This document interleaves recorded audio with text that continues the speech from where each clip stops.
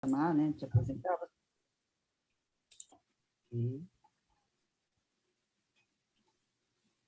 Você quer testar aí a sua tela antes de eu te chamar? Ou já acabei de testar no minuto que você saiu, eu testei ela agora. Tá bom. Então, podemos dar início, né? Podemos Sim. Tá bom. parar o vídeo aqui para melhorar, né? Conexão. Sim. Bom, eu quero desde já agradecer à banca, né, por ter aceito participar desse importante trabalho do aluno de mestrado Eduardo Pavone Gamba, orientado pelo professor doutor Rodrigo Quagliarini. Você vai ter, Eduardo, 50 minutos para apresentar o seu trabalho, e depois vem a fase de arguição. Eu vou chamar primeiramente o membro externo. O Galdino chegando. Para.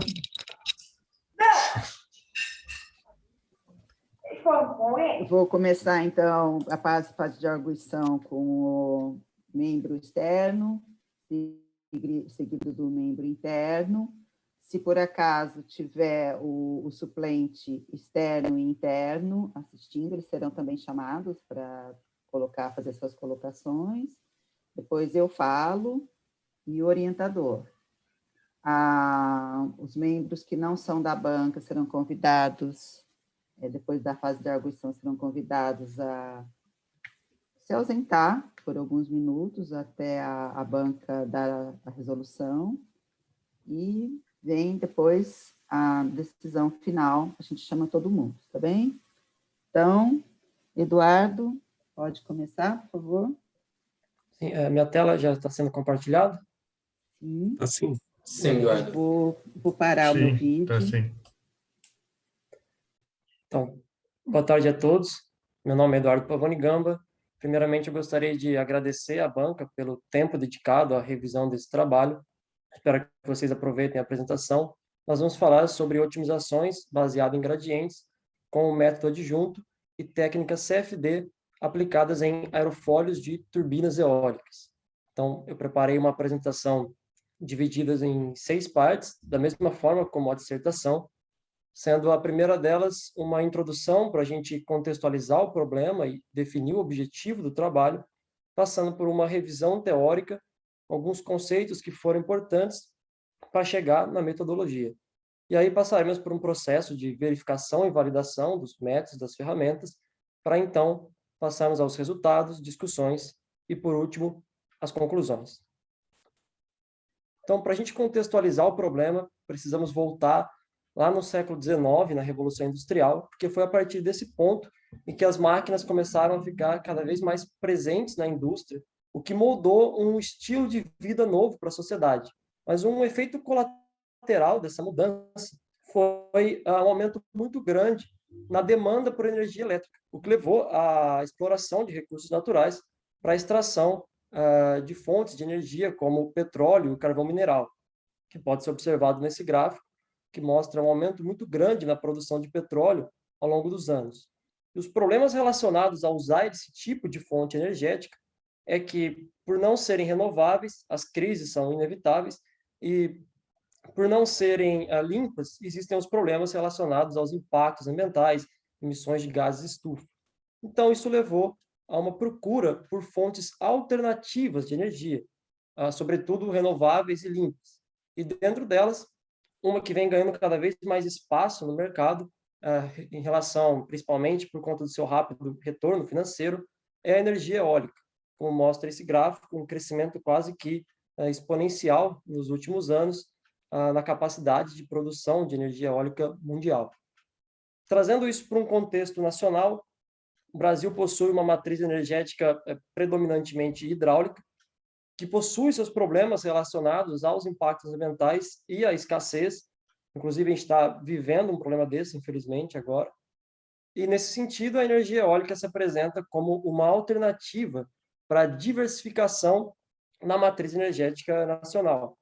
E um exemplo dos benefícios dessa diversificação é mostrado nesse gráfico, que compara o nível do Rio São Francisco, aqui em amarelo, com as velocidades do vento na região, em azul, ao longo dos meses de um ano, mostrando que o período de baixa do rio coincide com as mais altas velocidades na região.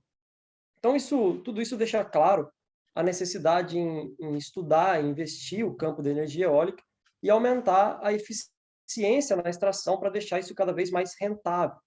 Isso pode ser feito através do aperfeiçoamento dos modelos de turbinas eólicas. E dentro desse campo, um ponto que ainda precisa de mais atenção é o design, o projeto de aerofólios para serem usados especificamente em turbinas eólicas.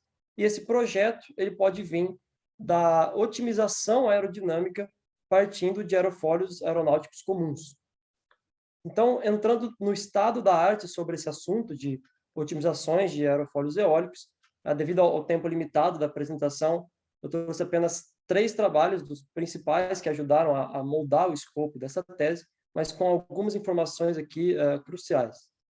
O primeiro deles, em 2012, aponta por 2 alertas, que é o fato de que as otimizações de turbinas eólicas geralmente não levam em consideração otimizações no aerofólio também, né? Ele é tratado como um parâmetro fixo no projeto, e também o fato de que é muito comum a utilização de aerofólios aeronáuticos comuns em aplicações eólicas, mesmo que os requisitos não sejam exatamente os mesmos.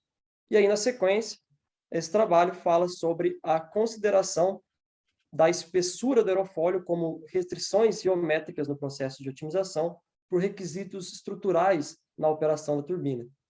E, por último, em 2018, esse trabalho aborda o tema de otimização de aerofólios eólicos, mas com uma otimização baseada em gradientes, com o método adjunto, justamente para ter um alto número de variáveis de projeto e poucos ciclos de otimização.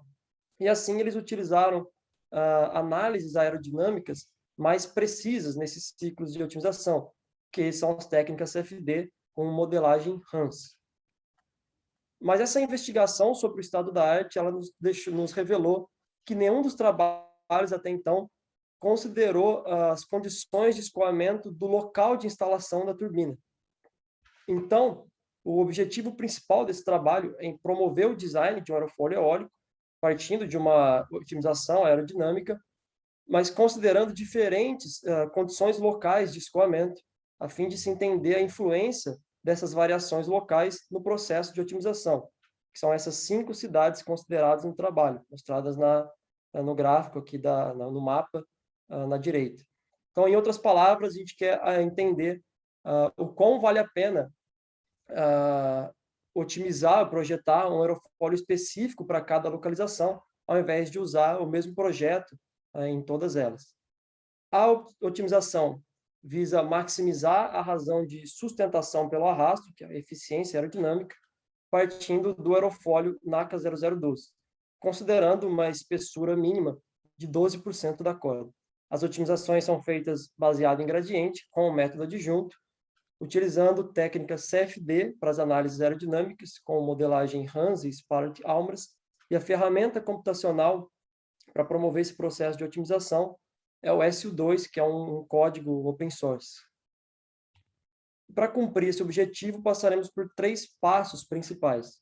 O primeiro deles é em como determinar o escoamento, em termos de Reynolds e Mach, baseado nas condições específicas de uma localização de interesse.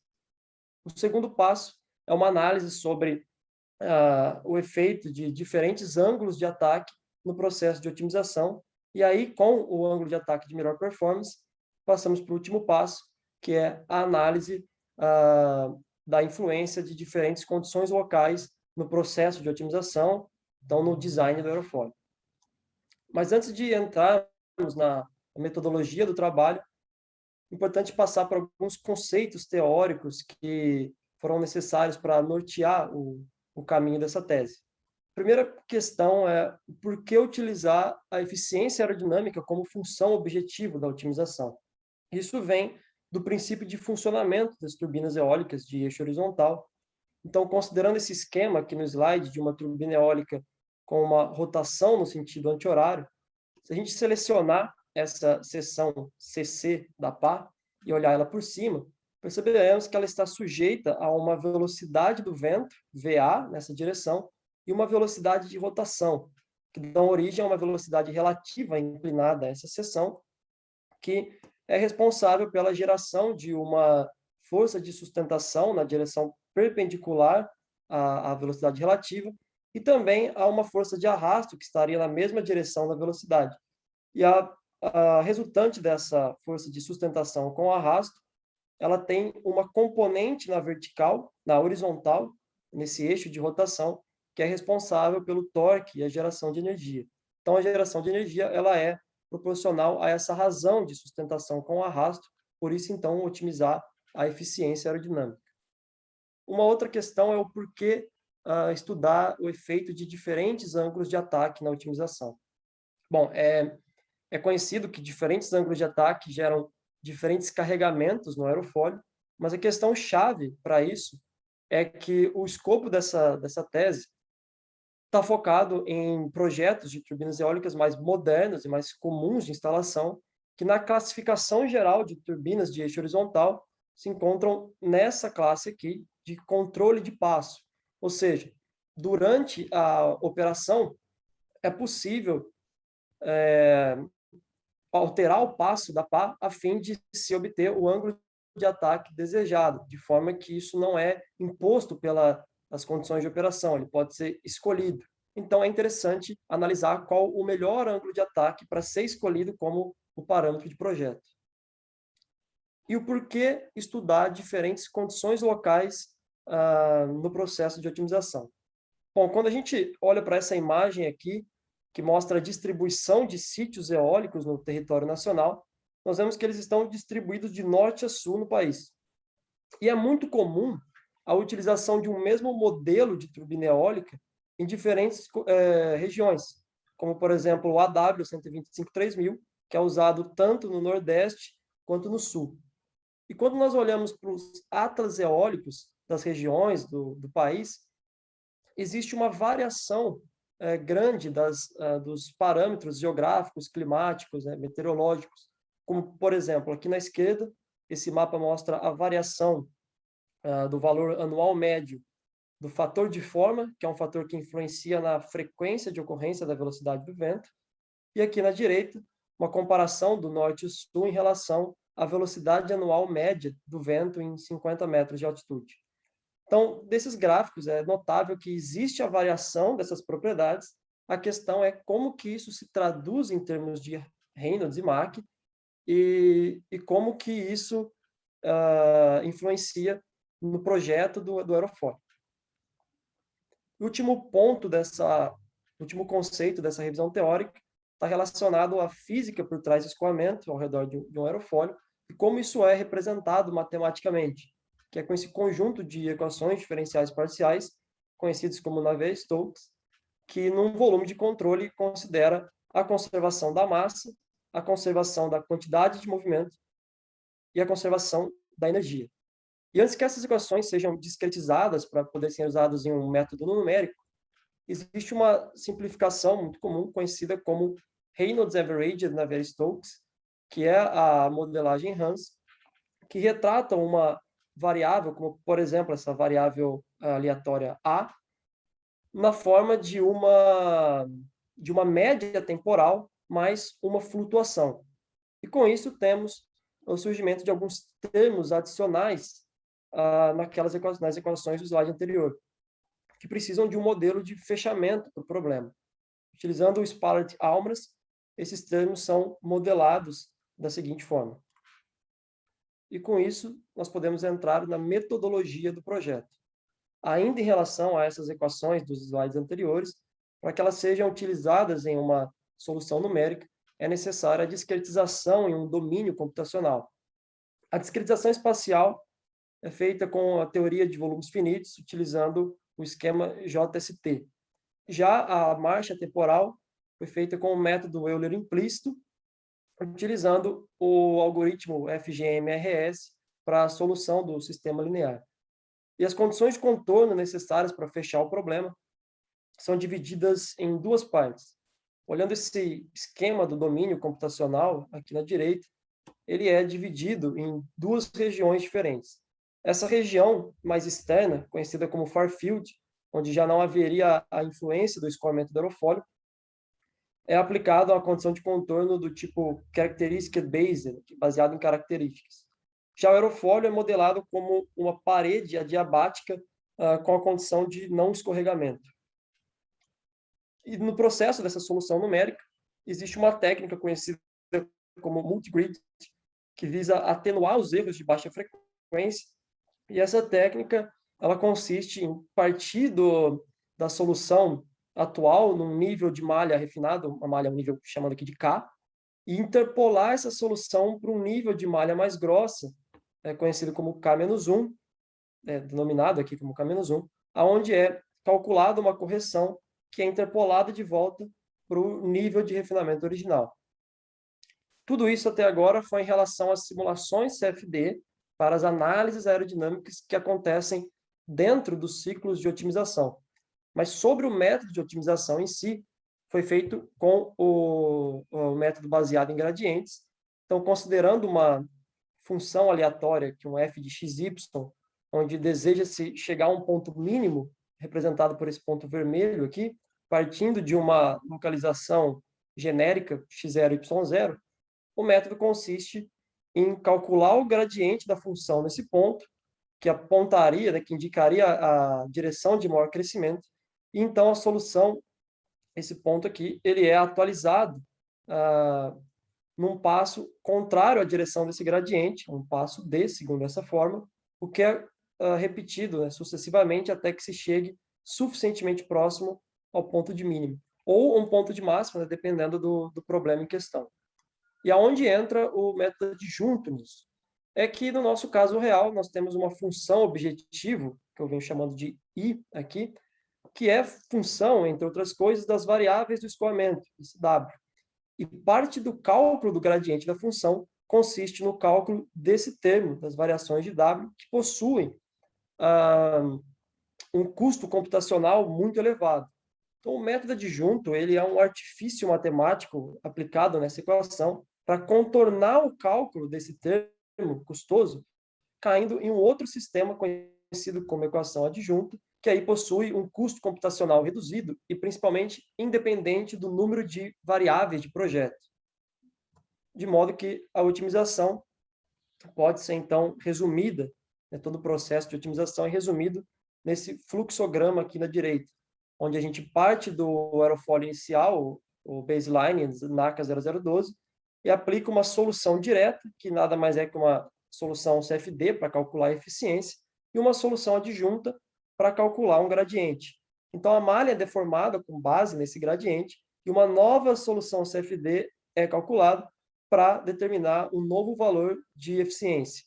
Caso esse novo valor de eficiência, a diferença desses valores de eficiência, seja menor do que um critério de 10 a menos 5, o processo é dito convergido e nós temos um aerofólio otimizado. Caso não, entramos na condição de armilho, que determina se a deformação da malha foi suficiente, e caso não, a malha é deformada com base no mesmo gradiente e o processo se repete até que essa condição seja satisfeita. Quando isso acontece, uma nova solução adjunta é realizada para um cálculo de um novo gradiente, então a malha é deformada com base nesse novo gradiente e o ciclo se repete. Quando nós passamos por essas setas vermelhas, isso indica um ciclo de otimização, e quando nós passamos por essa seta amarela, isso indica uma solução CFD, de modo que é possível ter várias soluções CFDs dentro do mesmo ciclo de otimização. E para que essa otimização seja aplicável em uma geometria, é necessário a parametrização dessa geometria na forma de uma função. Isso é feito com as bump functions de Rick-Haynes, que relaciona cada um desses pontos de controle ou variáveis de projeto na forma de uma função de seno ao cubo com x exponencial. Inicialmente, nós consideramos 38 pontos de controle distribuídos dessa forma no aerofólio baseline. E a deformação da malha ela é feita como uma deformação elástica, análoga à mecânica dos sólidos, em que a malha é considerada como um corpo rígido, e essa rigidez ela pode ser distribuída tanto uniformemente na malha, quanto baseada na distância da malha com a parede do aerofólio. E aí lá nos resultados, nós vamos explorar as consequências desses dois tipos de rigidez. E agora entramos num ponto mais específico desse trabalho, que é a determinação do escoamento local, ou seja, o número de Reynolds e o número de Mach, baseado nas características específicas de um local de interesse. Então, Reynolds e o Mach são calculados dessa forma, como mostrado no slide, e os termos do cálculo de Reynolds e Mach relacionados a propriedades do ar, que é a viscosidade e a densidade, isso pode ser obtido dos atlas eólicos da região de interesse, onde existe o valor anual médio dessas propriedades do ar. Já a corda aerodinâmica, isso é um parâmetro de projeto, depende do modelo que está sendo otimizado. Então, como base nesse trabalho, nós escolhemos o modelo AW125-3000, que é muito comum aqui no Brasil. Mas um problema é que o fabricante, nenhum fabricante, na verdade, fornece a distribuição da corda em relação ao raio da pá. Eles fornecem apenas a corda máxima. Então, nós aplicamos essa distribuição ideal de corda, vinda do livro de turbinas eólicas do Guesch, para ter, baseado nos parâmetros desse modelo, uma distribuição plausível de corda em relação ao raio, para podermos utilizar no cálculo do número de Reynolds. E o último parâmetro a se determinar é a velocidade relativa. A velocidade relativa, como já mostrado lá na revisão teórica, é uma soma vetorial da velocidade do vento com a velocidade de rotação. Mas a velocidade de rotação ela pode ser calculada a partir da velocidade do vento, de forma que nós precisamos apenas da velocidade do vento para calcular a velocidade relativa. Mas qual velocidade do vento utilizar como um parâmetro de projeto, né? Poderíamos utilizar, vindo dos atlas eólicos, o valor da velocidade anual média do vento na região de interesse.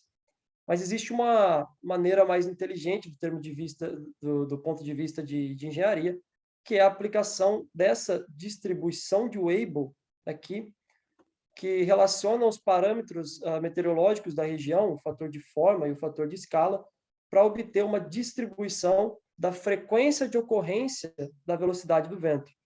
E aí, associando essa distribuição com a equação da potência eólica, nós temos uma distribuição de potência relativa para cada uma das regiões. Aplicando isso, então, nas cidades de interesse, nós temos essas curvas que relacionam a potência com a velocidade, de modo que é possível, para cada uma das regiões, escolher a velocidade que forneceria a maior potência eólica, e elas é que são escolhidas como parâmetros de projeto. Com isso, a gente parte de uma tabela de propriedades específicas de cada uma das regiões e chegamos em uma tabela com valores de Reynolds e Mach, associados a cada uma dessas regiões. São esses os valores que vão ser variados no processo de otimização, a fim de se entender a influência desses parâmetros locais no resultado do projeto do aerofólio. Mas antes que a gente possa aplicar essa metodologia no caso de interesse desse trabalho, é necessário passar por um processo de verificação e validação das ferramentas e dos métodos.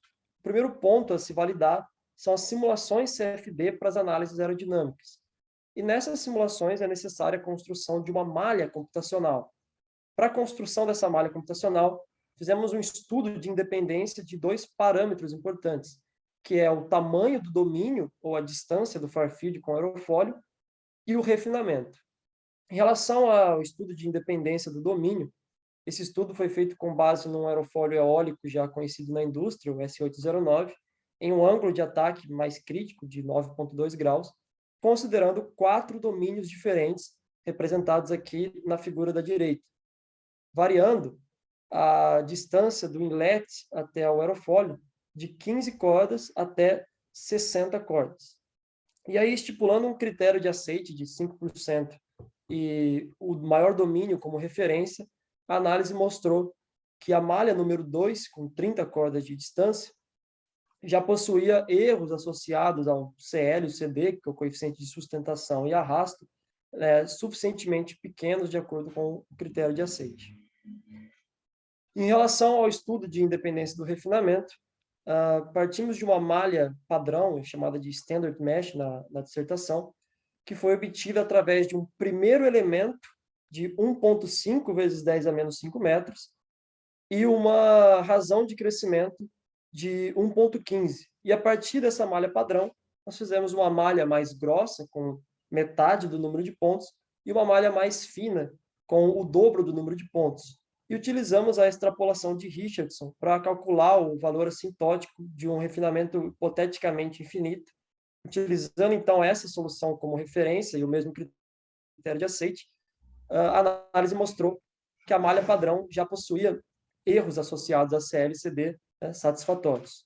E com isso nós podemos passar para a validação das análises aerodinâmicas em si, que foi feito com base no aerofólio baseline, o NACA 0012, comparando os valores de coeficiente de sustentação na esquerda e coeficiente de arrasto na direita, em relação a diferentes ângulos de ataque, obtidos pelas simulações com o SU2, representados por pontos laranjas, comparando com valores experimentais em túnel de vento, das instalações do NASA Langley, e também como uma base a mais para comparação, nós fizemos as análises com um software já consolidado na indústria aeronáutica, que é o CFD++, representado aqui em cinza. Então, esses resultados nos mostraram uma boa concordância entre as simulações numéricas e experimentais até um ângulo de ataque mais crítico, de até uns 15 graus, onde a partir daí, já em um regime de stall, os métodos numéricos falham em capturar com precisão a sustentação e o arrasto. Mas isso não é um problema nesse momento, porque o foco o escopo dessa tese, ele está focado em otimizações de aerofólio com um regime colado, né, justamente para ter os maiores valores de eficiência. E com isso nós passamos para a validação do processo de otimização. Dá uma licença, vou ter que beber um golinho d'água.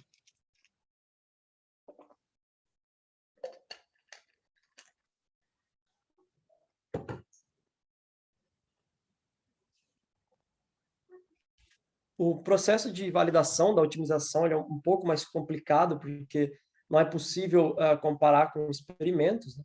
Mas é justamente pensando nisso que esse grupo de pesquisa do IAA propôs uma série de problemas benchmarks de otimização para que vários trabalhos fossem feitos em base nos mesmos problemas, para criar, então, um banco de dados de comparação, né, de métodos de otimização. E justamente um desses problemas era a otimização de um aerofólio, no caso o RAE 2822, visando minimizar o arrasto, mantendo uma sustentação constante, uma área constante, e um coeficiente de momento mínimo. Então, nós aplicamos o método nesse problema, benchmark, e a figura da direita mostra uma comparação entre o aerofólio não otimizado, em linhas tracejadas, e o aerofólio otimizado após o processo, aqui em azul. E nós comparamos os nossos resultados com diversos outros trabalhos disponíveis na literatura. Então, esse gráfico aqui na esquerda mostra a evolução, na verdade, a distribuição do coeficiente de pressão em relação à corda do aerofólio para o aerofólio não otimizado, aqui em tracejado, também para o aerofólio otimizado por esse trabalho, representado em azul, e diversos outros trabalhos da literatura que utilizaram diferentes métodos de otimização e de parametrização. Então, olhando para o aerofólio não otimizado, é notável uma descontinuidade muito grande do coeficiente de pressão nessa região, que é característico de uma onda de choque, e a tendência geral do processo de otimização dos trabalhos foi em reduzir, em suavizar essa descontinuidade. Alguns fizeram isso apenas parcialmente, outros, como o caso desse trabalho, suavizaram bem essa descontinuidade, e por isso tivemos valores de redução de arrasto bem compatíveis com a literatura, na verdade até maior do que a maioria. E na direita, uma análise qualitativa dos isovalores de pressão ao redor do aerofólio não otimizado em cima e o aerofólio otimizado embaixo. Então, aqui da figura de cima é notável a presença da onda de choque com essa descontinuidade do campo, o que é bem suavizado após as pequenas deformações no aerofólio original. Então, após o processo de validação e verificação, a metodologia foi aplicada no nosso caso de interesse e assim chegamos aos resultados dessa pesquisa. Algumas análises preliminares foram necessárias para corrigir eventuais problemas que apareceram durante o processo as primeiras tentativas de otimização. E essas análises consideram as condições de escoamento na cidade de Natal. E o primeiro problema foi relacionado à convergência da simulação adjunta, que pode ser visto nesse gráfico do resíduo em relação ao número de iterações, em vermelho. E esse comportamento fortemente oscilatório do resíduo foi resolvido através da utilização de 3 níveis daquela técnica de multigrid, que garantiu a convergência da solução adjunta. E, além disso, a utilização de 38 pontos de controle para parametrização da geometria resultou, ao final do processo de otimização, numa constrição do bordo de fuga, representado aqui em vermelho no gráfico da esquerda. E esse problema da constrição foi resolvido através da exclusão do ponto de controle, que ficava em 0,95 da corda, resultando nessa geometria nova aqui em azul, sem o problema da constrição do bordo de fuga. Mas o ponto final, o bordo de fuga, ele continua com uma curvatura que afasta esse ponto do arqueamento do perfil otimizado. Então, para corrigir esse comportamento indesejado, nós implementamos um ajuste no bordo de fuga, representado aqui em linhas tracejadas, que visa alterar essa localização, alinhando com o extradorso, de modo a manter o arqueamento do processo de otimização. E um outro ponto é que a consideração de uma distribuição de rigidez para a deformação da malha, uma distribuição constante de rigidez para a deformação da malha, resultou em deformações abruptas, representadas aqui em vermelho, o que causou a divergência das simulações CFD, representadas aqui no gráfico do resíduo da direita. Isso foi resolvido com a aplicação de uma rigidez da parede baseada na distância, quer dizer, uma rigidez da malha baseada na distância da parede, que resultou em deformações mais plausíveis, sem problemas de convergência. E após essas correções, nós entramos no estudo sobre a influência do ângulo de ataque no processo de otimização.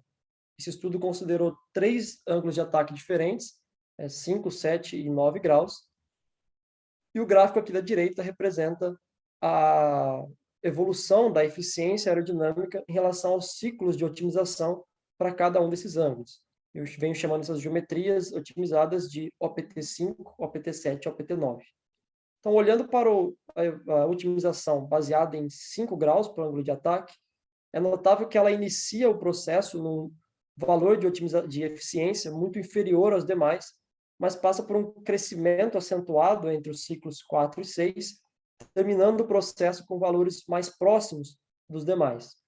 Assim como o OPT7 inicia o processo de otimização com uma eficiência menor do que o OPT9, mas termina o processo com valores muito semelhantes. E essa evolução de eficiência ela é normalizada nesse gráfico aqui da esquerda através do ganho percentual de eficiência, onde é possível notar que os maiores ganhos percentuais acontecem para menores ângulos de ataque. E a figura da direita representa a comparação entre o aerofólio não otimizado, intracejado, com as geometrias otimizadas para cada um dos ângulos. Em linhas gerais, a otimização foi responsável por um aumento da espessura e para o arqueamento do aerofólio, assim como uma deformação do intradorso para uma curva em formato de S. Mas as maiores deformações aconteceram para menores ângulos de ataque, o que explica esses maiores ganhos percentuais.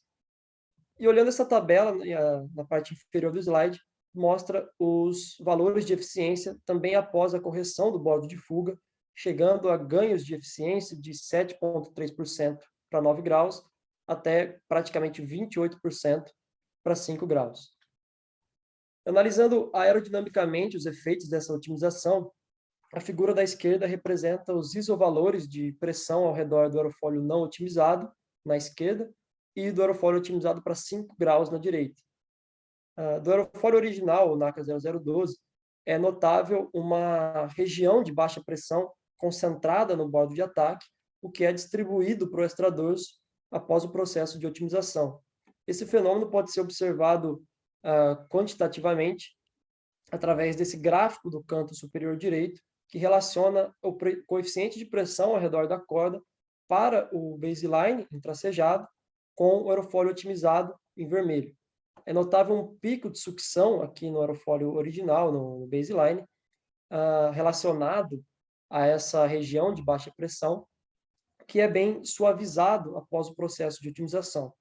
Quando a gente faz a mesma análise para a otimização em 9 graus para o ângulo de ataque, é notável um pico de sucção mais acentuado, o que não foi totalmente reduzido, suavizado pelo processo de otimização. Então, a fim de se entender um pouco mais essas diferenças nas otimizações, essa imagem mostra uma comparação entre as linhas de corrente no aerofólio otimizado para 5 graus e na geometria otimizada para 9 graus. Então, devido ao maior ângulo de ataque, aqui na figura de baixo, é notável que o escoamento incide no intradorso em uma região ele incide no aerofólio numa região do intradorso mais distante do bordo de ataque. O escoamento precisa contornar essa curvatura, e essa situação mais crítica de escoamento sugere que, caso essa otimização tivesse experimentado deformações mais acentuadas, como em OPT5, isso poderia causar até mesmo o descolamento da camada limite, o que seria prejudicial para a eficiência. Então, para investigar um pouco mais essa hipótese, nós simulamos a geometria OPT5 nas condições de OPT9. Então, agora, com o escoamento incidindo em 9 graus, há o surgimento de um stall no bordo de fuga, representado por essas linhas de corrente circulares, o que pode ser observado também através dos vetores de velocidade, que diminuem a sua magnitude e mudam a sua direção à medida que se aproximam da parede do aerofólio, mostrando, então, uma recirculação nessa região. Então, isso mostra para a gente os efeitos de diferentes ângulos de ataque em relação ao processo de otimização, mas para a gente selecionar o melhor ângulo de ataque, né, de melhor performance, para ser usado nas próximas análises, que vão falar sobre as condições locais, a melhor maneira de fazer isso é através da polar de arrasto dessas geometrias otimizadas, como mostra o gráfico na esquerda, relacionando a sustentação com o arrasto para cada uma das geometrias. E através dessa polar de arrasto, nós extraímos as curvas de eficiência de cada uma das geometrias, de modo que é possível, então, comparar os valores de pico, né, os valores de eficiência máxima entre elas, a fim de se entender qual ângulo de ataque gerou uma geometria de maior eficiência. Então, embora essas curvas sejam diferentes entre si, principalmente nas extremidades, elas possuem valores relativamente próximos de eficiência máxima. Mas a geometria OPT7 tem um valor de eficiência máxima ligeiramente maior aqui em 7 graus. Então, 7 graus é o escolhido para as próximas análises.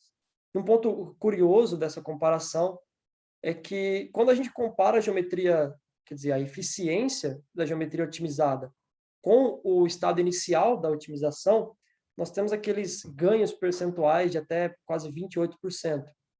Mas quando a gente compara isso com o valor máximo de eficiência do NACA 0012, que acontece aqui entre 8 e 9 graus, nós temos um ganho de eficiência já não tão expressivo quanto aquele, mas ainda assim bastante significativo, que foi de 8,5% para 7 graus.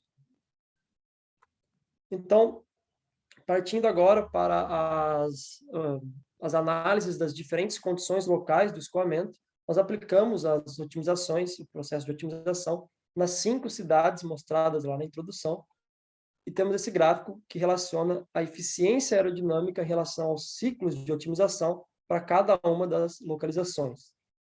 Embora elas possuam valores diferentes de eficiência, é notável um comportamento muito similar entre os processos de otimização, com exceção aqui do Rio de Janeiro, que possui uma curvatura mais achatada no final da otimização. Então, analisando um pouco mais profundamente a otimização para as regiões, para as condições do Rio de Janeiro, notamos um problema na otimização, nós temos um problema na convergência da solução adjunta, que é representado no gráfico aqui da esquerda, que mostra a evolução do resíduo em relação às iterações, com um comportamento oscilatório que a partir de 250 iterações. Então, isso mostra que as diferenças do comportamento da simulação para o Rio de Janeiro com as demais, isso tem origem em fenômenos numéricos, e não necessariamente físicos. Mas, de qualquer forma, manteremos a otimização para a condição do Rio de Janeiro nas próximas análises, justamente para mostrar as consequências de uma má convergência da solução adjunta. Então, o gráfico aqui da direita mostra a evolução do ganho percentual de eficiência em relação aos ciclos de otimização para cada uma das cidades. E, ao contrário do que foi notado lá no estudo sobre diferentes ângulos de ataque, o final do processo de otimização, a variação entre os ganhos percentuais entre as simulações é uma variação muito pequena, de 1,5% apenas, né? É de 8% até 9,5%. Da mesma forma, essa tabela, com o valor de eficiência após o ajuste do bordo de fuga, a variação é de 13,6% até 15,9% de ganho de eficiência. E esse gráfico da direita relaciona o número de Reynolds com o ganho percentual de eficiência, mostrando que os maiores ganhos percentuais aconteceram para menores números de Reynolds. Uma atenção especial aqui para o caso do Rio de Janeiro, representado em preto, embora ele tenha um valor de eficiência, de ganho percentual alto, se a gente seguisse a tendência dos demais casos, esse ganho poderia ser ainda mais alto. E essa figura compara a geometria do aerofólio não otimizado, em linhas tracejadas, com as geometrias otimizadas para as condições de escoamento em cada uma das cidades. As mesmas tendências são observadas lá do estudo de influência do ângulo de ataque, que é o aumento do arqueamento e essa deformação do intradorso, mas nesse caso, as diferenças entre as geometrias otimizadas são muito pequenas. Por exemplo, Natal e Porto Alegre se apresentam praticamente superimpostos, assim como Água Doce e Salvador. Apenas Rio de Janeiro com uma deformação mais acentuada. E os gráficos aqui da direita mostram a relação entre a deformação do aerofólio, representadas pela espessura do perfil, com o número de Reynolds e o número de Mach, mostrando que as maiores deformações aconteceram para regimes menores. Mas essa diferença tão pequena entre as geometrias otimizadas sugere que as condições locais não afetaram o problema de otimização. Então, para avaliar essa hipótese, nós selecionamos os dois casos extremos em termos de Reynolds, que é Salvador e Natal, para algumas análises adicionais. Então, aqui na esquerda, há uma comparação entre o coeficiente de pressão ao redor do aerofólio para os baselines, representado em tracejado, e os aerofólios otimizados, representados por pontos, tanto para Salvador, em amarelo, quanto para Natal, em vermelho.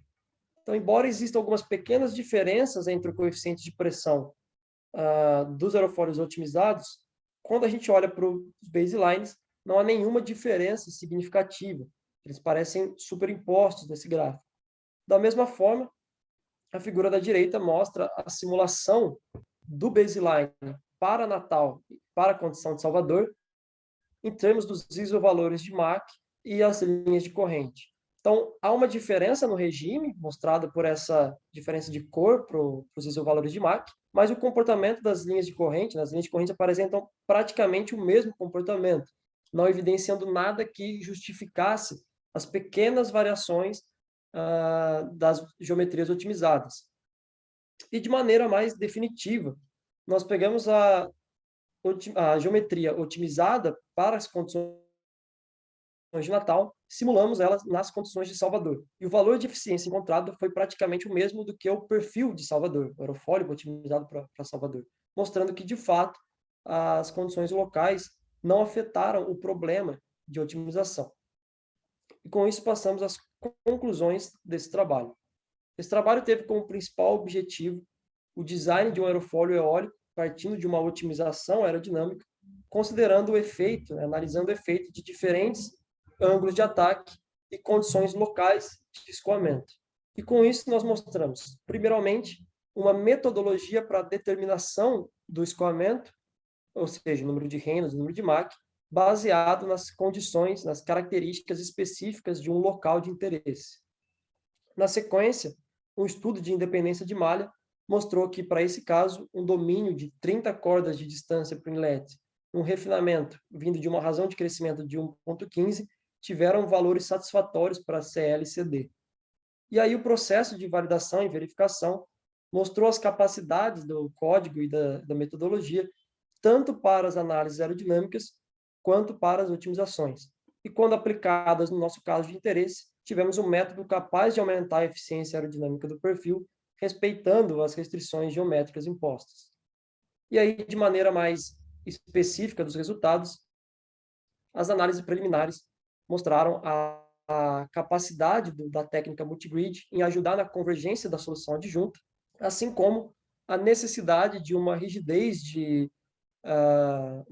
variável no processo de deformação da malha e a necessidade de um ajuste no bordo de fuga após o processo de otimização. Do estudo sobre o ângulo de ataque, mostrando que as maiores deformações aconteceram para menores ângulos de ataque, caso contrário, poderia haver o surgimento do stall. Tivemos um ganho percentual de eficiência de até 28%, praticamente 28%, para 5 graus como ângulo de ataque. E aí, quando comparados com a bolar de arrasto, tivemos um ganho de eficiência máximo de 8,5% para 7 graus. Por último, do estudo das influências das condições locais, tivemos ganhos percentuais de eficiência de 13,6% para Porto Alegre até 15,96% para Salvador. Mas a semelhança entre as geometrias otimizadas e algumas análises adicionais mostraram que as condições locais não afetaram o problema de otimização, de modo que, do ponto de vista de projeto, pelo menos dentro desse regime considerado e com esse método considerado, não haveria a necessidade em otimizar e projetar um aerofólio específico para cada uma das localizações. Para trabalhos futuros, um ponto interessante seria a consideração do ajuste do bordo de fuga dentro do processo de otimização em cada ciclo, e não como uma correção posterior, e também o estudo de métodos alternativos de parametrização para evitar esse problema. Também, para enriquecer essas análises, mais requisitos sobre o projeto de aerofólios eólicos é outro ponto interessante, né? Além da eficiência aerodinâmica e da espessura do aerofólio. E, por último, para aumentar a representatividade física das otimizações, 2 pontos interessantes seriam as considerações dos efeitos tridimensionais, ou seja, uma pá ao invés de um aerofólio, e também a interação entre as esteiras de turbinas trabalhando próximas. Eu gostaria de agradecer ao Programa de Pós-Graduação e à CAPES por toda a infraestrutura necessária no desenvolvimento desse trabalho, e ao CMEAI, financiado pela FAPESP, por onde eu tive acesso ao Euler, que é um cluster que foi fundamental para todas as análises computacionais desse projeto. Muito obrigado a todos pela atenção. Eu fico agora aberto a críticas, perguntas e sugestões.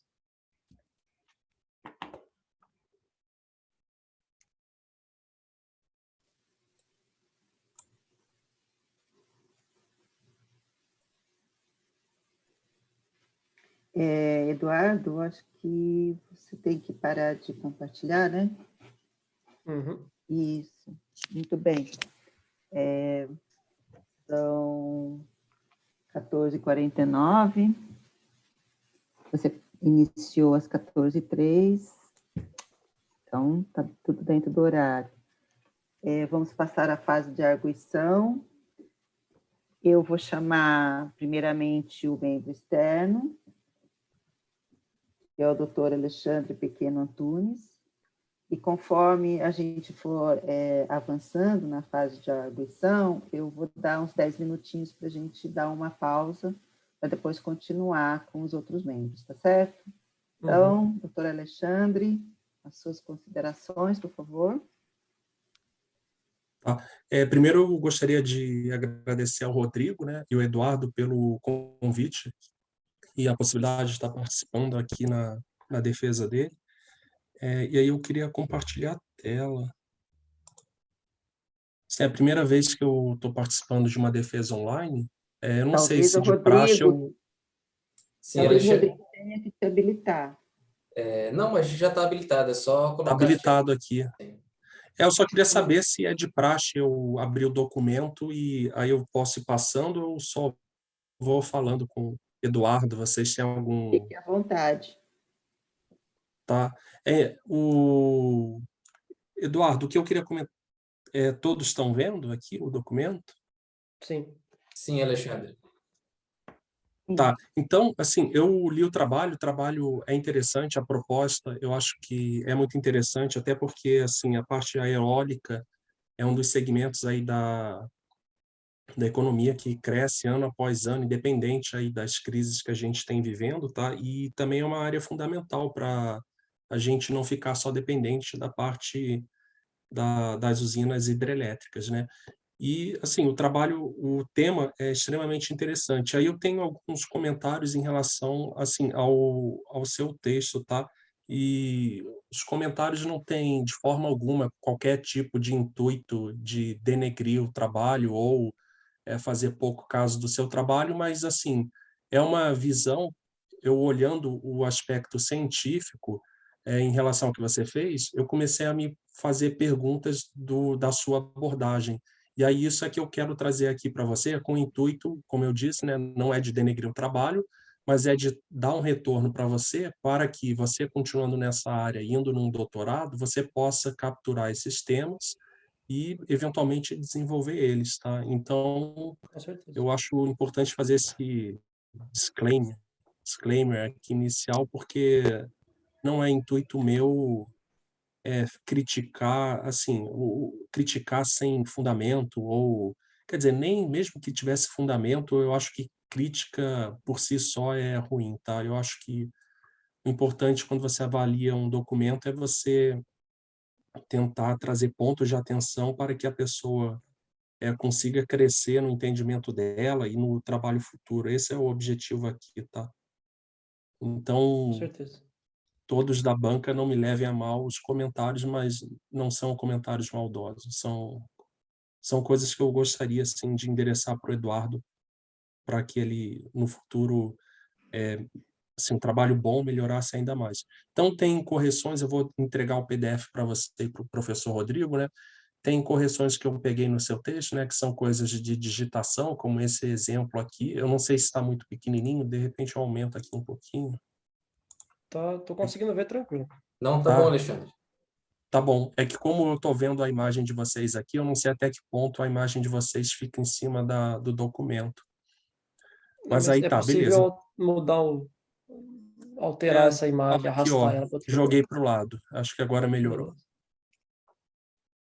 Então, aí, por exemplo, no seu abstract, aqui tem coisas do tipo assim, ó, foi proposto uma metodologia de cálculo do número de Reynolds e número de Mach. Aí, eu não sei, assim, para mim soa um pouco estranho, porque a gente tem uma fórmula fechada para calcular Reynolds e Mach, então eu acho que não caberia, assim, você propôs uma metodologia.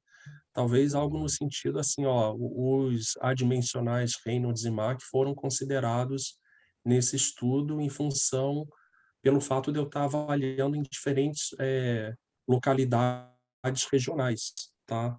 Então, é só um comentário. E você, junto com o professor Rodrigo, vê se cabe o meu comentário. Outra coisa que me chamou a atenção foi essa aqui, ó. Once the CFD was validated.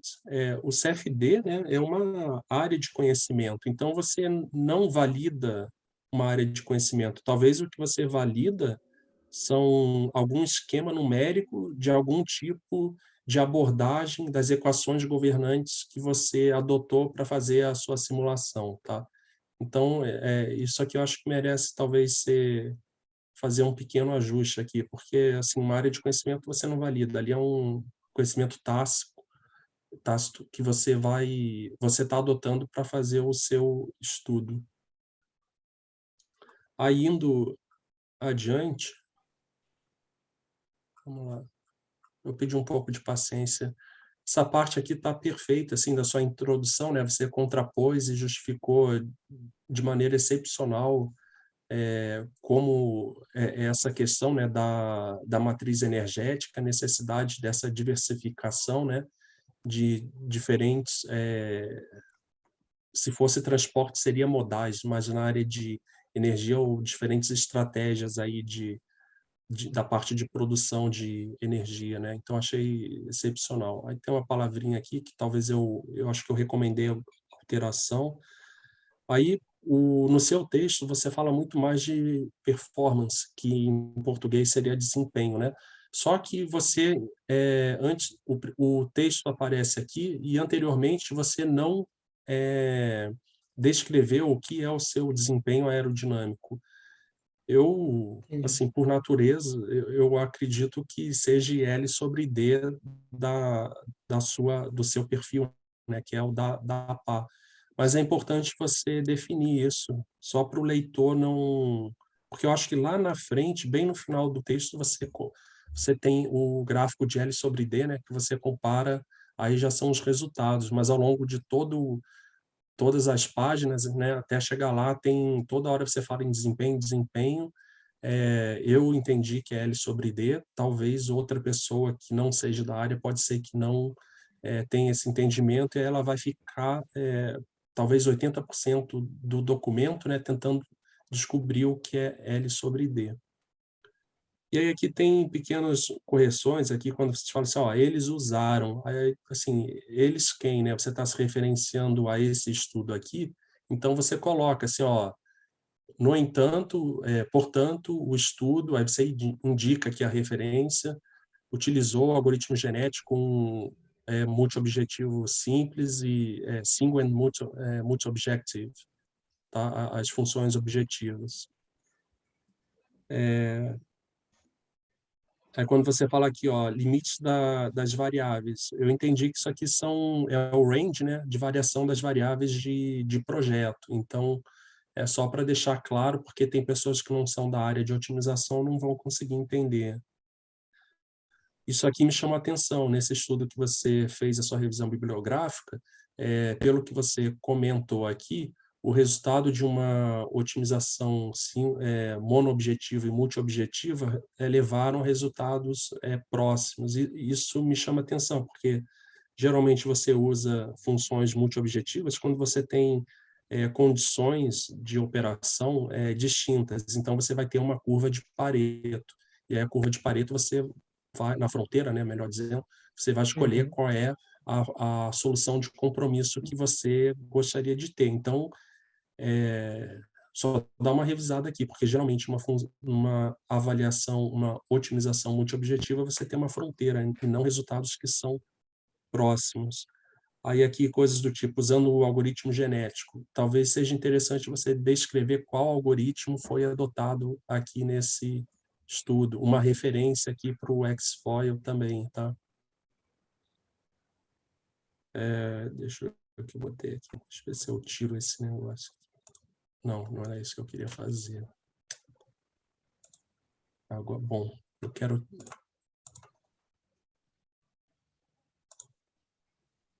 Tá, recomendações aqui. Aí você fala de requisitos estruturais. Aí, então, assim, ó, quais requisitos? Tensão, tem algum requisito estrutural de tensão máxima, máxima torção, deflexão da pá? Tem algum tipo de requisito de margem de flambagem? Você comentou que a parte estrutural, sim, no seu texto, né, deu a entender que a parte estrutural é algo importante. E sim, é importante. Tanto é que você está preocupado com otimizações que mantenham um T sobre C mínimo. Como você faz uma revisão bibliográfica onde você traz estudos que ajudam a você confirmar essa sua preocupação, então talvez seja interessante dar um pouco mais de informação sobre aspectos desses estudos que serão assim considerados ao longo do seu texto, né, ou ao longo do seu processo de otimização. E aí aqui então, assim, só também não quero ficar me delongando muito, nessa parte aqui da introdução, o que eu senti falta, assim, você apresentou alguns estudos, eu vou falar de uma maneira, assim, sintética, né, do que eu consegui capturar. Você apresentou estudos que envolvem algoritmos de otimização estocásticos e também algoritmos de otimização baseado em gradiente. Eu senti falta, assim, quando você traz dois elementos distintos, né, estocástico e gradiente, eu senti falta de você talvez fazer uma contraposição, porque você está trazendo na sua tese elementos de algoritmos de otimização estocástica. Você quer fazer algum tipo de comparação que o algoritmo estocástico, que eu vou frisar assim só no genético aqui, você quer frisar que o gradiente barra adjunto ele é mais eficiente que o genético. Se esse é o intuito, você está fazendo essa contraposição, talvez na sua introdução você poderia encerrar ela endereçando esse aspecto, porque aí você até reforçaria porque você, no seu documento, né, você foi para o gradiente. Então, eu senti assim, eu achei que ficou um pouco solto, porque você trouxe alguns elementos aqui onde você fala sobre genético, tá? E depois você parte para a parte de otimizações que o pessoal, né, os pesquisadores consideram gradiente barra adjunto. Mas aí eu senti falta assim de você fazer esse fechamento dessa contraposição, falando assim, ó, dado que a minha revisão bibliográfica indicou que é mais eficiente, à medida que o número de variáveis de projeto aumenta, é mais eficiente a gente ir para uma abordagem gradiente barra adjunto, então eu vou ir nessa linha e desenvolver meu trabalho nesses aspectos, porque aí ficou essa parte aqui inicial parece que ficou solta, tá? Então é só um comentário em relação à sua revisão bibliográfica aqui. E deixa eu ver se tem mais alguma coisa. Tá, então, basicamente, assim, o que me chamou a atenção na revisão bibliográfica foi isso. Aí tem alguns comentários, e aí, Eduardo, você junto com o professor Rodrigo, você avalia, assim, se os comentários que eu fiz fazem sentido ou não. Se fizerem, aí considerem, né, se vale a pena fazer algum tipo de alteração. Então, aqui tem comentários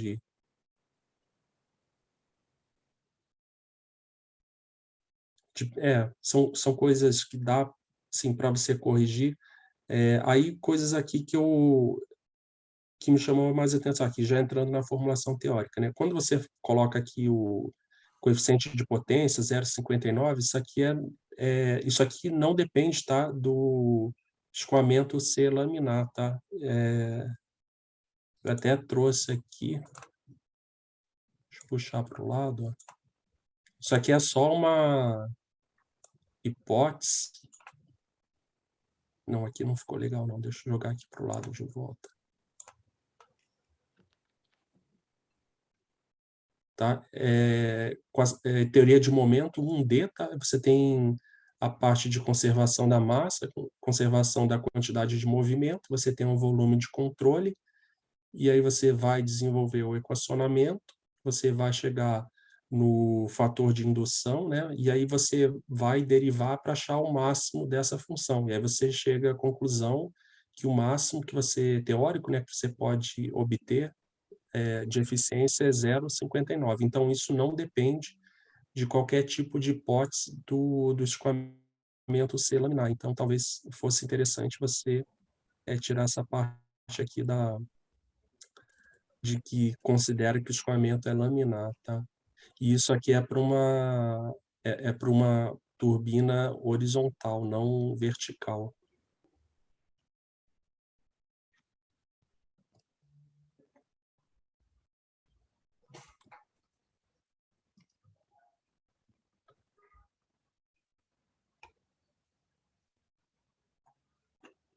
Tá, deixa eu... Então, essa aqui não tem nada demais.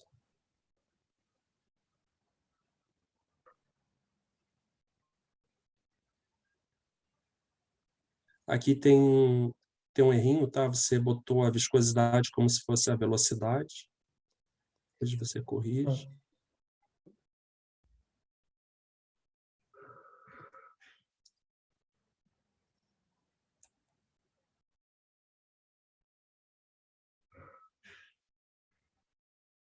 Ali também é besteira, eu só pedi para você inserir uma figura.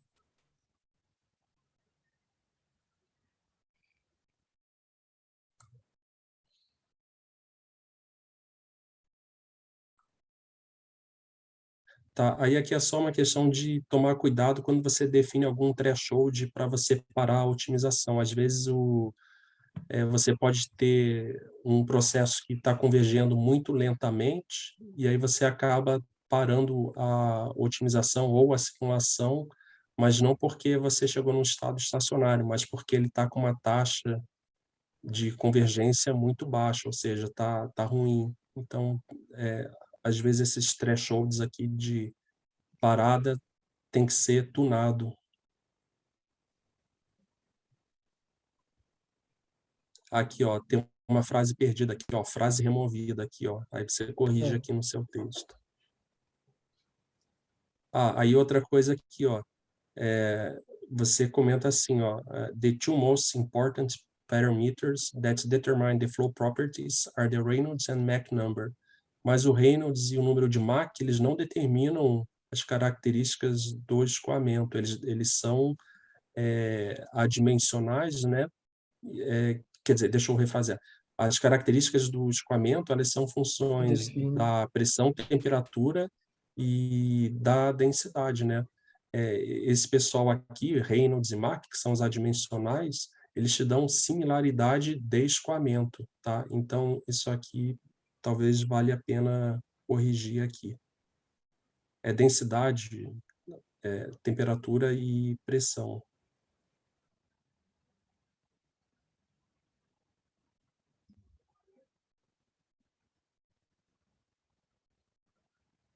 Tá, aí beleza. Aí que tem a distribuição de Weibull que você considerou. Eu não entendi nessa parte aqui. Tá, tem duas coisas. Eu vou primeiro na...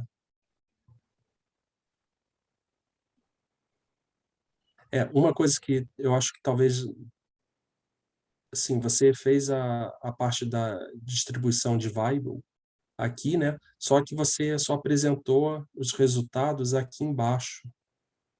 Você botou em outra seção. Não sei, talvez você fez a definição, valeria a pena você apresentar ela logo em seguida as curvas. Aí uma coisa que eu não entendi, aqui você tem a frequência em função da velocidade, e a potência é 1 meio de ρ u ao quadrado. Por que que a potência de densidade, né, que é watts por metro quadrado, se ela é basicamente a frequência vezes uma velocidade, que seria uma constante, eu não entendi por que que você mudou, né, a curva que tinha uma maior frequência relativa, você mudou esse cara aqui, ó, que é o Natal, ele ficou com uma maior potência do que as outras, se ele tinha uma frequência relativa menor. Porque você comenta no seu texto o seguinte, ó, a distribuição de frequências são multiplicadas pela equação 356, de modo a obter a potência de a distribuição de potência de densidade concerning, não vou saber a tradução aqui com preocupação, né, em relação à velocidade do vento, como apresentado na figura 3.11. Então, o que me chama a atenção é o seguinte, ó, se a frequência de distribuição você multiplicou pela equação 351, que está aqui em cima, ó, 56, desculpa, que é só um fator, né? Eu fiquei eu não consegui visualizar porque Natal, que está mais baixo, ela cresceria. Porque se todo mundo for multiplicado por u ao cubo, se o u desse ponto aqui... Ah, não, mas esse u aqui é menor do que esse, tá certo. É isso aí, desculpa, não é uma constante, é u ao cubo e o u está variando e esse u aqui é maior. É justamente para a gente entender como que essa frequência de velocidade ela vai implicar na potência, porque a potência, Tá, olhando só a equação da potência, quanto maior a velocidade, maior potência eólica, beleza. Só que a gente tem uma frequência associada a cada velocidade. Então, às vezes, uma sim, velocidade ela é muito grande, só que ela acontece muito pouco. E uma outra velocidade ela é pequena, mas ela acontece o tempo todo. Então, é simplesmente, por isso que eu chamo de relativo, porque não é um valor físico, de fato, mas ele representa qual que é a velocidade que vai te fornecer maior potência, porque faz esse balanço com o cubo da velocidade com a frequência que cada uma ocorre. Perfeito, Eduardo. Desculpa, esse comentário aqui não tinha nada a ver. Eu estava pensando numa constante, mas é a função de U que está variando. Tá.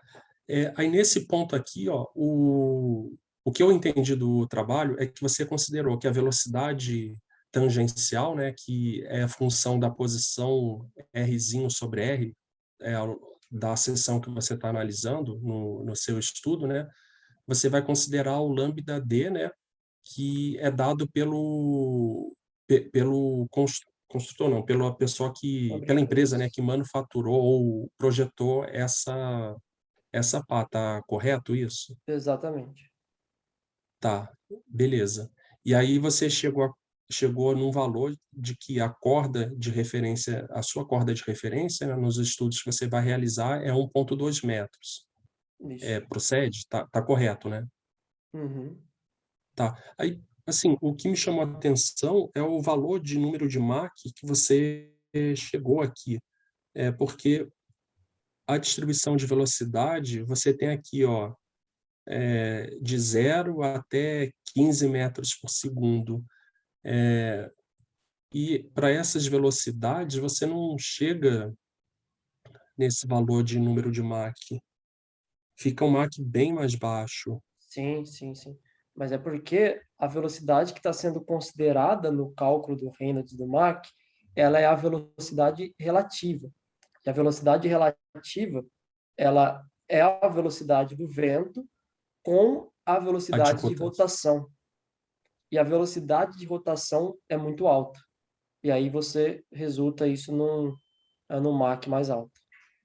Beleza. Aí, então, em função disso, você também não deveria ter um alfa alto.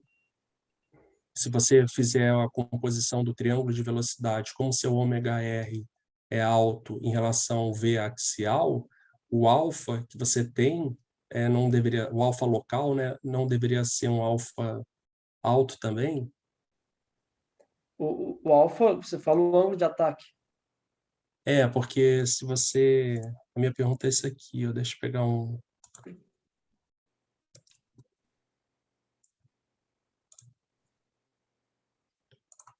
Aqui está a sua velocidade axial. Uhum. Aqui você tem o seu ômega R. Como o ômega R ele pode ser muito maior do que o VA, não sei se é a sua hipótese, ou ele pode ser só maior do que o VA, o alfa, que é o alfa que você vai formar aqui, Ah, sim, sim. e a pá da sua turbina mal desenhada aqui com o mouse está aqui, né? O que ela vai enxergar é esse V relativo aqui. Isso. E aí esse V relativo vai ter um alfa que à medida que seu ômega R aumenta muito em relação ao V axial, esse cara Sim, sim. cresce razoavelmente. Sim, sim. Opa, deixa eu voltar para cá.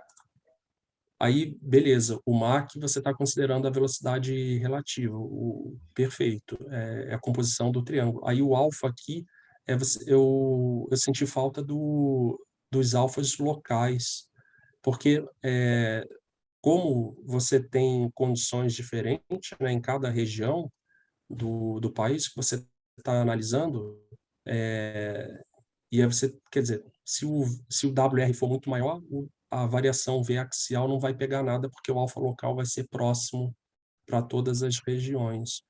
Mas o que eu senti falta era o link desse alfa local aqui, que você calcula em cada região, para ser a condição de projeto ou de otimização do seu estudo. Entendi Você, o que você quis dizer. você tem esses valores que você calculou? Porque mais à frente você escolheu, né, o alfa 5, 7, Sim, 9. sim. Aí eu fiquei pensando, mas por que esses alfas? O alfa tem que estar relacionado com, dada a seção da pá que você selecionou, né, para fazer o seu estudo, e você tem a rotação dela, porque você sabe o WD do fabricante, sabe a Sim. posição, sabe a corda, você fez a hipótese aqui você tem uma distribuição ideal que você assumiu, né? Então você tem uma distribuição de Uhum. CL também. Aí eu senti falta do alfa para você substanciar a sua escolha dos seus estudos de alfa local. Sim, eu acho que eu deveria deixar um pouco mais claro é que do fato que o alfa, que ele está sendo considerado nos estudos, no processo de otimização, ele já é o alfa da velocidade relativa. Então, isso já é depois do cálculo do Reynolds do Mach com a velocidade relativa. E aí, a ideia é que a gente pode escolher qual que é o melhor alfa para fazer isso como projeto, independente da velocidade, porque as turbinas cujo o escopo dessa tese é focado, as turbinas têm Aham. controle de passo para ajustar o alfa, e também, e uma coisa que eu não comentei na apresentação, mas está na dissertação, é a torção geométrica, que poderia, então, ajudar para atingir o alfa desejado durante a operação. Então, ali a gente está fazendo um estudo para entender qual é o melhor alfa que a sua velocidade relativa deveria ter. E aí, baseado, então, nesse alfa, por exemplo, 7 graus, para que dá maior eficiência, você pode ajustar a sua fabricação, a torção geométrica e a condição de operação para bater esse alfa qual foi otimizado, independente da Tá, velocidade da composição entre as duas. tá, beleza. Mas talvez valesse a pena você colocar o alfa que você calculou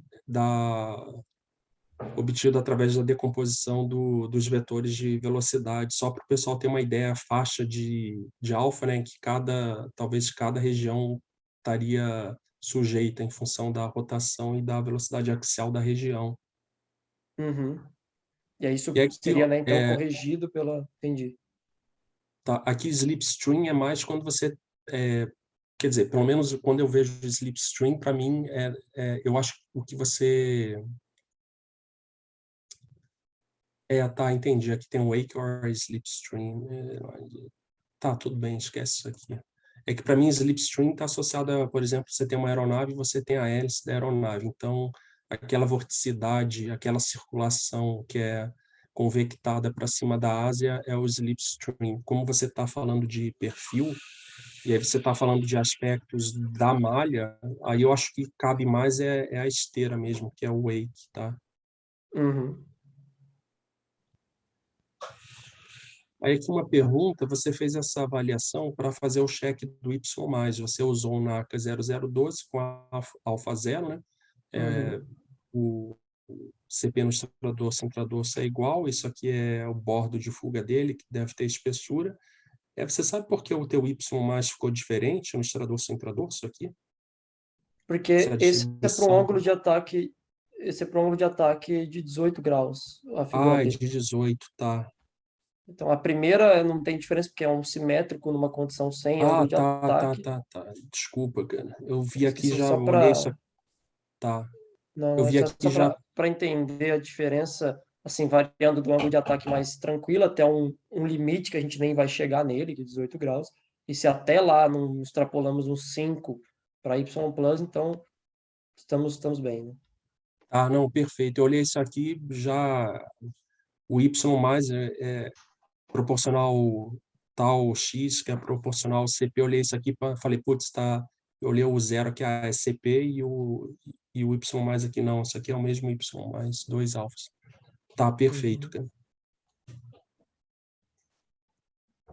Aí uma recomendação, ó, talvez ao invés de botar a malha 1, 2, 3 e 4, dá um nome para malha 1, 2, 3 e 4, talvez Farfield extra grande, grande, médio, pequeno, porque aí fica mais fácil de identificar. E também talvez botar o tamanho de elementos aqui da malha, tá na sua tabela.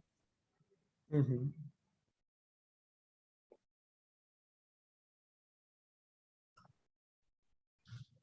Acho que isso aqui esse termo aqui não é closed loop. Acho que é quando fala de túnel de vento, né? É circuito Fechado, né? fechado. Entendi.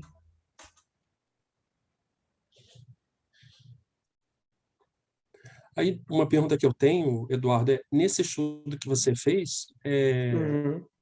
o foco da sua tese é em baixa velocidade.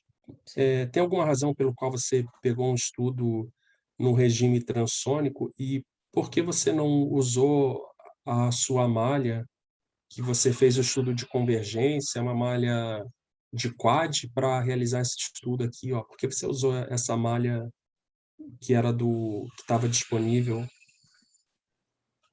Sim.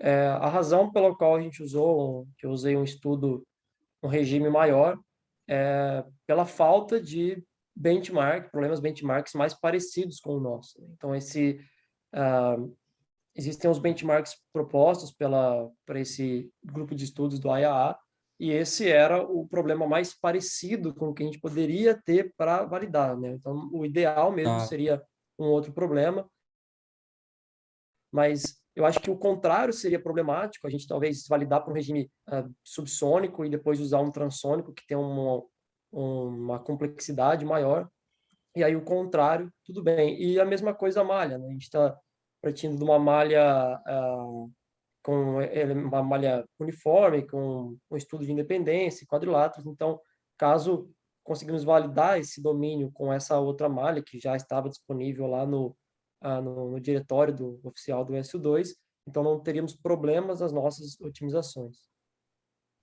tá.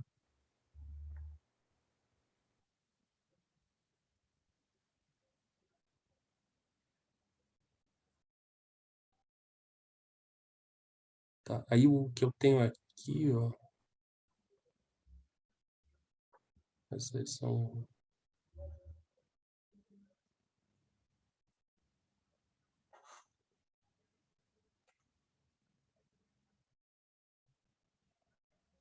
Essa aqui depois. Essa frase aqui, ó, the trailing edge deviation would result in a change in the wave direction. Essa frase aqui eu não entendi. O que você estava querendo dizer aqui nesse estudo que é que é o estudo inicial usando o FFD, né, do SU2, com o RAE 288, que é a parte que você faz o estudo com multigrid. Se bem que isso aqui você usou o NACA, desculpa, aqui você está usando o Isso. NACA já. Isso. O que eu quis dizer aí é que a gente teve um desvio no bordo de fuga, que foi um resultado do método de parametrização que força a malha em terminar no bordo de fuga do perfil não otimizado, que é simétrico. Então, tinha um Uhum. arqueamento e depois um problema, né? Esse desvio no final. E isso ia mudar, né? Esse desvio no bordo de fuga vai alterar a direção da esteira do perfil. Então, a gente tem um escoamento que deveria estar sendo direcionado mais para baixo, como se você acha que for um pouquinho para baixo com o slide com a Aqui, né? tese aí. Não, mais um pouco. Mais um pouquinho. Aí nessa imagem dá para ver, né, esse desvio na direção do escoamento que esse problema do bordo de ataque, bordo de fuga, ocasiona. Então, na esquerda, por causa desse desvio indesejado do bordo de fuga, as linhas de corrente do intradorso elas estão com um ângulo de ataque aí ligeiramente positivo, e aí na direita, como que é o que deveria ser, acompanhando o arqueamento do perfil, a gente tem uma esteira já uma direção de um ângulo de ataque, de um ângulo negativo, Tá. o que é melhor para Então aqui a é wake, eficiência né? aerodinâmica. Aqui tá wake. Sim, sim. Tá. Wake de esteira e não de onda. Tá. Nesse caso aqui,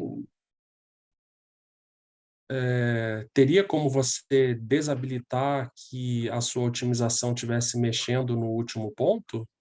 Ou colocar alguma imposição de contorno de tangência e você dá a tangência que ele tem que chegar aqui no final? Isso eu até coloquei como um dos trabalhos futuros, né? Estudar diferentes métodos de parametrização para fugir do problema e não ter que ir corrigi-lo, né? Mas porque dentro desse framework de otimização do SU2, usando o Rick Haynes como função de parametrização, o bordo de fuga ele é fixo, ele vai terminar ali, esse 0,99 até 1 da corda, ele termina com essa cunha que é no ponto 10, né? No ponto Isso, 10, e isso tá é o que travado aqui. atrapalha. Então, como não conseguir alterar isso, foi que eu coloquei como trabalho futuro e fiz um ajuste, uma implementação posterior ao processo de otimização. Tá. E como a gente viu que isso interfere bastante no valor da eficiência, Por isso eu fiz questão de colocar lá como um assunto ainda a ser tratado como os trabalhos futuros, porque de fato ele mostrou uma importância nos resultados de eficiência, né? Tá.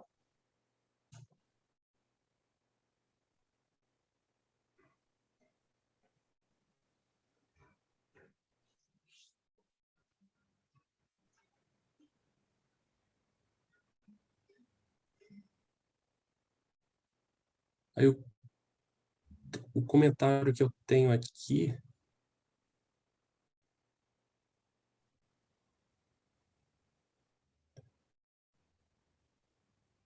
era em relação a isso aqui, ó. Eu vim bem na frente, mas é só para mostrar uma tabela em comparação com o estudo onde você faz a otimização com alfa 5, 7 e 9. E aí no alfa 5, né, você mostra um ganho partindo da eficiência aerodinâmica de 58. Essa eficiência aerodinâmica é o primeiro resultado que você obtém do primeiro ciclo de otimização. Isso. Tá. Aqui está 58 e você chega até 72, se eu não me lembro, ou 74. E aí você mostra aqui percentualmente, né, um ganho de 22%. Só que aqui, ó, lá na frente, aí quando você mostra aqui, ó, a otimização a Opt 5, né, que é o que você partiu, desculpa, deixa eu pegar o eficiência em porcentagem, né? Aquele 22 caiu para 6,5 e você Sim. saiu de 69 para 78. Eu não entendi essa diferença desse gráfico em relação ao que você tinha obtido aqui, ó. Sim, sim. Por esse começo aqui, que saía de 58, agora está sendo de 69. Não, ali esse gráfico de barras, o intuito dele é mostrar simplesmente o valor de eficiência final, comparando eles, não necessariamente isso está saindo de 69, até porque se fosse o caso, todos estariam saindo de 69 e que não é o caso, né? Cada uma tem um valor de eficiência inicial. Então, a ideia é só mostrar o valor de eficiência máximo. Tá, mas aí E por que o percentual, sim, o sim. percentual aqui diminuiu de 22 para 6,5? Sim, esse percentual que a gente está calculando no último slide é uma comparação do valor de eficiência máximo do perfil otimizado Aham. com o valor de eficiência máximo do NACA 002, 0012. Então, se a gente subir um pouquinho, Lá, menos, isso. Não, na curva na polar de arrasto, mais para baixo, isso lá na aqui. polar de arrasto. Isso. Tá vendo que existe a polar de arrasto do NACA 0012 aí também, em Isso, tracejado. E aí ela tem a curva de eficiência dele na direita, né? isso. O valor de eficiência do NACA, ele varia ao longo dos ângulos, e se você olhar para 5 graus, ele tem um valor de eficiência pequeno ali, né? E isso vai coincidir com o ponto inicial do processo de otimização para 5 graus. Comparando com esse ponto, a gente tem 28% de eficiência, um valor bem alto. Se a gente Aham. comparar com o valor máximo de eficiência do NACA 0012, que acontece lá entre 8 e 9 graus, Ah, tá. e aí é um ganho pequeno. Então, eu quero comparar com o valor máximo do NACA, porque se por acaso a minha otimização, vamos supor que eu não tenho restrição de ângulo de ataque, eu posso escolher o ângulo de ataque que eu quiser na minha turbina. Isso foi uma suposição do trabalho, baseada Aham. no pitch e na torção geométrica. Então, vamos supor que o ângulo de ataque pode ser escolhido qualquer um. Se por acaso, para 5 graus, um perfil otimizado me dá uma eficiência de 70, mas eu consigo chegar nessa mesma eficiência com o próprio NACA, só que utilizando lá em 9 graus, então é melhor eu Aham. usar o próprio NACA, entendeu? Então, Sim. para você ranquear realmente qual é a melhor eficiência para ser usada no aerofólio, o legal, acho que o mais completo, é você analisar o valor máximo de eficiência de cada um dos aerofólios otimizados com o NACA também no valor máximo. Então, comparando todos os picos, a gente tem um valor de aumento de eficiência menor. É um Tá. aumento ainda significativo, vai até 8,5% para 7 graus, mas é um aumento menor do que aquilo partindo do ponto inicial, né, que vai até 28%. Tá, entendi. Aqui você não está travado no mesmo alfa, você está Não, considerando o potencial de, assim, o potencial em relação a uma referência máxima, porque você tem grau de liberdade de mexer na torção da pá, exatamente. na Essa foi a torção da seção, consideração. né? Não é nem da pá. Tá, Exatamente. entendi. Agora entendi. Tá, isso aí. Acho que era isso que eu tinha. Aí tiveram alguns comentários. Em algum momento aqui você falou que para a sua otimização que você executou com alfa de 7, 8 graus, eu acho que você comentou que teve menos avaliação ou tiveram menos modificações que o otimizador fez.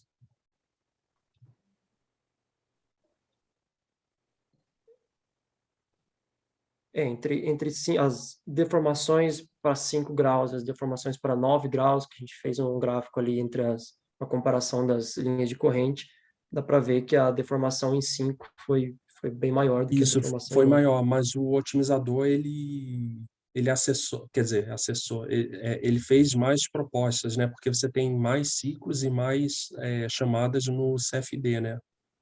Ele Uhum. teve mais tentativas de melhoria nessas duas aqui, em relação a de 5. Em algum momento aqui no seu texto, eu acho que você falou que tiveram menos. Aí por isso que eu marquei aquele tabela ali.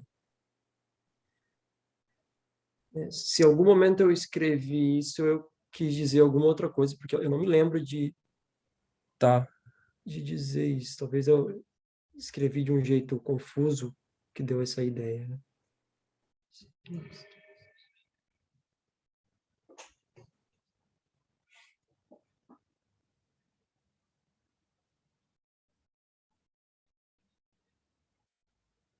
tá em algum ponto aqui que eu marquei, Eduardo, aí depois você dá Sim. uma olhada. Uhum. Então, dado que você considerou uma turbina de referência, a sua rotação está constante, né? O que é constante é a relação entre a velocidade da ponta com a velocidade do vento. Isso é um parâmetro de projeto. Mas sim, como eu estou usando mesmo em todas aí a velocidade. Tá.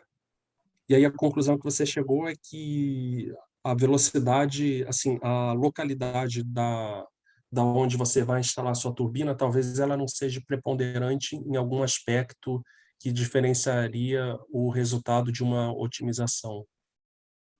Dentro do regime considerado, sim. Tá.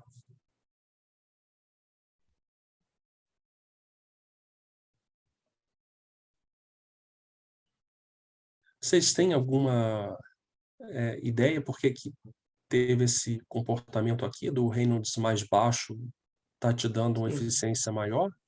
sim. Sim.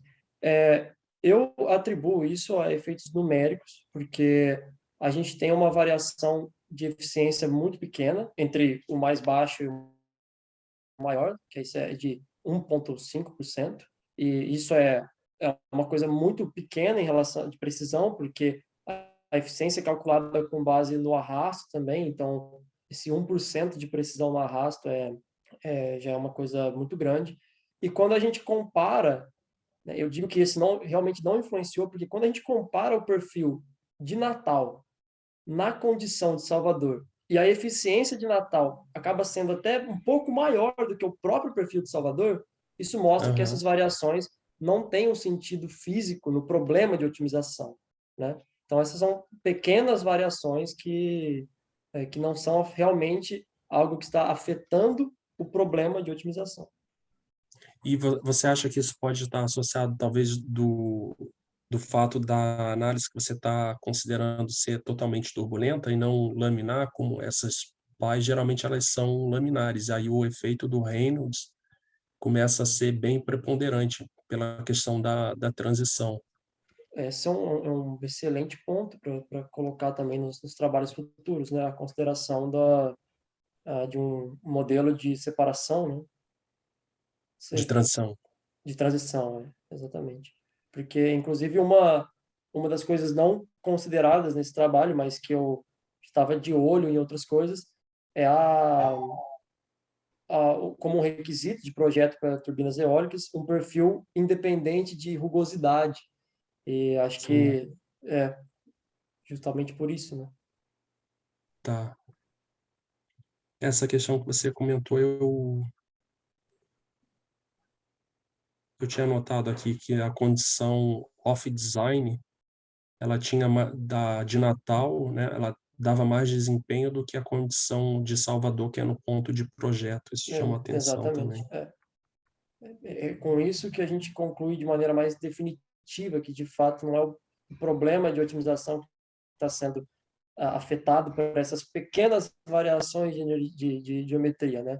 Dá para dizer que elas são essencialmente iguais, né? Então, uma ganho de eficiência de 0,3 a mais, né? Tá. Beleza. O que eu tinha de comentaram, assim, eu passei por alguns, né? O resto tem muita pergunta aqui que às vezes eu não entendi um ou outro aspecto, e aí o que não fizer sentido, você com o professor Rodrigo, por favor, desconsidere. Se você achar que tem algo a acrescentar, aí vocês avaliem Não, se vale a considerações pena muito ou não, boas. tá? E aí eu Muito encerro aqui assim, a minha arguição.